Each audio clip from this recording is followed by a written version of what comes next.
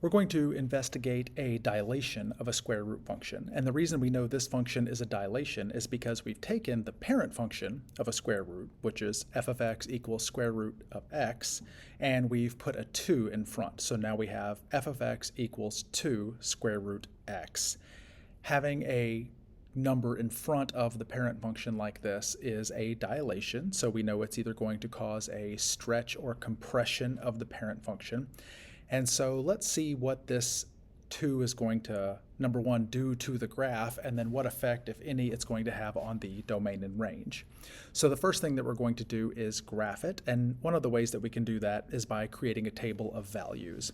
So first, let's see what happens when the x value is 0. So 0 is a pretty easy x value to work with because the square root of 0 is 0.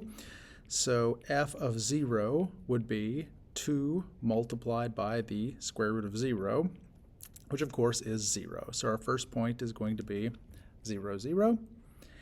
Then we'll do 1/2, which is going to be 2 multiplied by the square root of 1/2.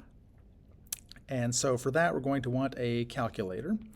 And so let's go ahead and put in 2 multiplied by the square root of 1/2. So 2 times the square root of 1/2. 2 times the square root of, let's just do 0.5, and we get 1.414. Let's just do 1.4.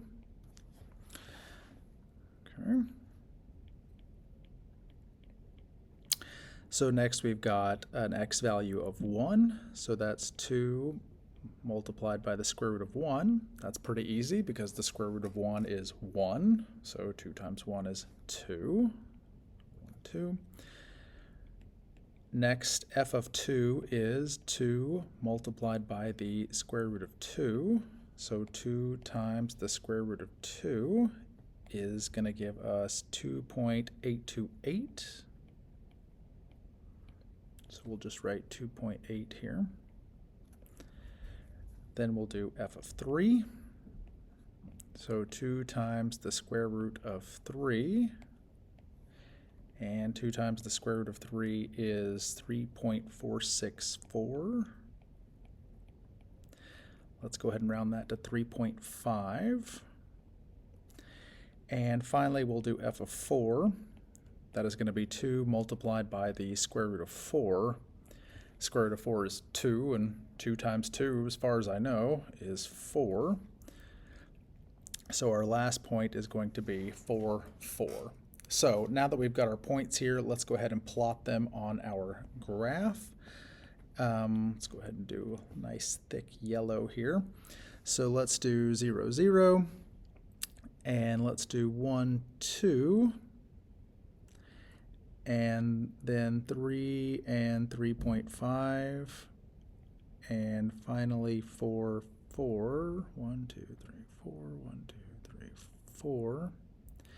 And so here is an example of what this function looks like. And so if we compare this to the parent function of just square root of x, you may recall that square root of x also starts at 0, 0, but then goes through 1, 1, and then goes through 4, 2, and then its next point is all the way out at 9, 3. So the effect that this 2 has on the parent function is pretty striking. It's clearly making it a much steeper graph. We would call this a vertical stretch.